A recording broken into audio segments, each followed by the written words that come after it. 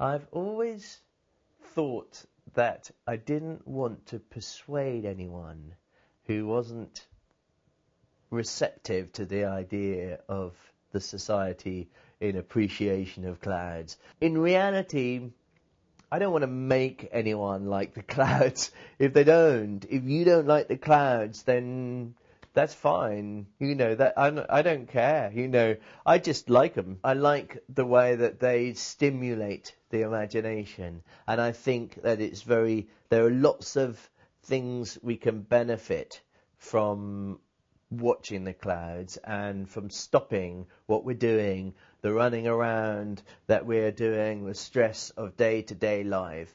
Just stop for a minute and look up and just slow down. My role is not to change minds.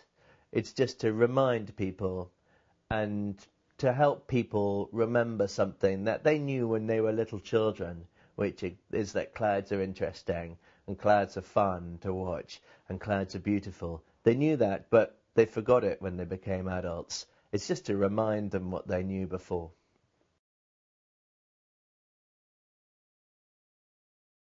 The great thing about cloud spotting is you don't have to go somewhere across the world to see it.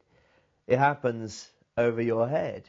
You have to be aware the whole time and ready. If you see something amazing, you just have to be ready to stop and look at it and take a picture of it, or to just observe it, or to stop driving and get out and have a look. They happen when they want to happen, not when you want them to happen. But they also happen everywhere. So as long as you've got a view on the sky, then you're in a perfect front row seat for cloud spotting.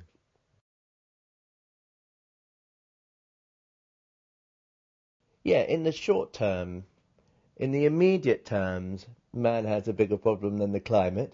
But in the longer term, if large parts of the world become uninhabitable, then you could not have a bigger problem, really. And this is what is inevitably going to happen with the increased extremes of weather. Parts of the world will not be suitable for human habitation any longer. So it all depends, and it's all about trying to sort of think ahead. And natural human desires are just to think about now, think about what's important right now. And that's why it's very hard to get movement and to get everybody to think differently about the future.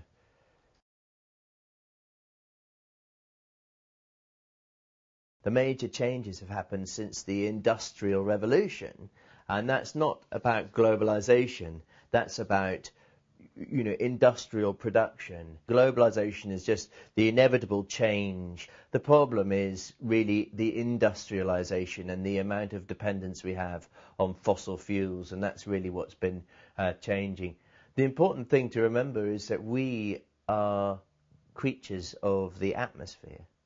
We think of ourselves as creatures of the ground, but this atmosphere we're in is like an ocean. It's like an ocean of water, but it's an ocean of air, and the two are very similar. You get waves on the ocean of water, you get waves in the atmosphere of air, and we are creatures of this atmosphere. That's what we live in. And so it's very important for us to be aware that everything we put into the ocean of air and everything we let out there is stuff that affects us directly.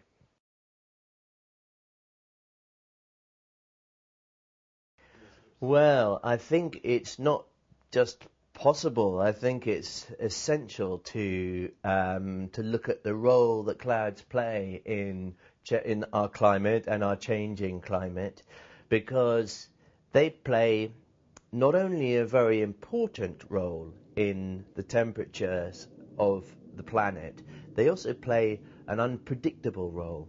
Sometimes some of the low clouds can reflect away the sun's heat, and as we know, when you're sitting on the beach and a cloud comes over, you feel cooler. So the low clouds can reflect away the heat. The high clouds can trap in the heat. We don't know, as climate changes, we don't know what will happen to the clouds. Will there be more of them? Will there be less of them? Will there be more of the high, warming clouds? Or will there be more of the low, cooling clouds? So, yes, I think there's a lot that we can learn, and there's a lot that we need to learn about the role that clouds play in our climate.